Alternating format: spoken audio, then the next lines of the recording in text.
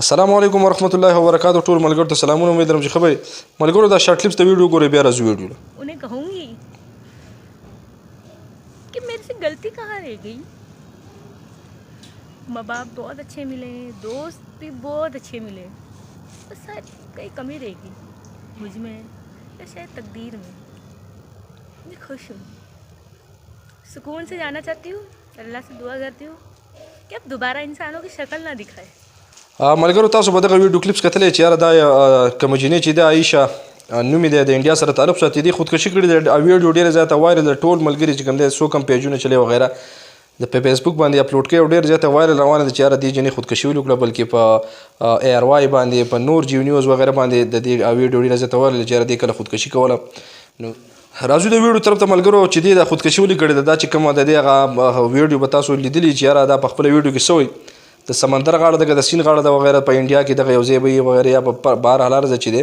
او دغه ځای کې به ځان چې ته ډوب کړی دی خودکشي کړې ده خو د دې خودکشۍ نه مخکې دې کوم هغه ویډیو کړي ده خپله چې یاره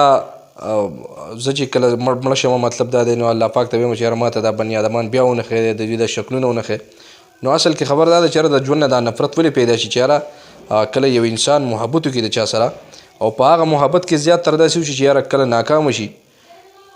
او هغه محبت که چېرته د زړه نه وي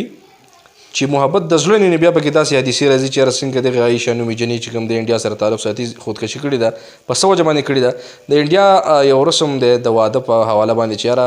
په 100% کې یعنې نیم تاوان چې کوم دی واده کله کېږي دومره پورې موږ اورېدلي چې یاره نیم تاوان بیا د جنۍ د طرف نه کوي او نیم د خاوند د طرف نه یعنی کومه جنۍ چې واده کېږي لکه زیات تر داسې وي چې کومه خاوند وي نه هغه په دې خپلې ښځې چې وله کومه واده کېږي د هغې په دې یعنې په خپل سخر باندې دومره لوډ ور واچوي د واده چې یاره هغه برداشت نه کړي نو ملګرو دا ویډیو سره مخکې شیر کوي او د دې ویډیو مقصد صرف دا دی چې یاره انسان مطلب دا دی دومره مینه مه ورکوي چې یاره هغه بیا ځان چېرته مړ کړي یا د ځان سره بل څوک وغیره زیات تر په چې داسې وي چې یاره په مینه کې ما څنګه وي چې ناکامه شي نو ځان سره مختلف قسمه چلونه بیا شروع کړي او چا نه دومره نفرت هم مه کوئ چې یاره څنګه دغه جنۍ وایي چې یاره زه به الله پاک ته یم چې یاره ته ما ته د خپل بني ادمان دا ما ته بیا ونښې نو دومره نفرت هم چې کوم دی د چا نه مه کوئ دومره مینه هغه یو متل دی که نه چې یاره دومره خوږېږم چې څوک دې ټول وخوري او دومره ترخېږم چې څوک دې لرې غوزار کړي نو زه یم چې یاره درمیانی یو سړی اوسي او البته دې په دغه ویډیو کې دا هم خبره هم کړې ده چې یاره محبت چې کله هم کوئ نو دوه طرفه کوئ نه دا خلک یو متل کوي چې یاره د یو لاسه پړق نه خېږي نو زه یم چې یاره ستا سره مثال په طور یو انسان مینه کوي پکار ده چې یاره ته هم د هغه لږ ډېر خیال وساتې د ویډیو مقصد دا دی چې لکه ویډیو مې خوښ شي ملګرو ویډیو سره لایک کړئ ویډیو شیر کړئ خپل کمنټس هم راکړئ چې یاره دې جنۍ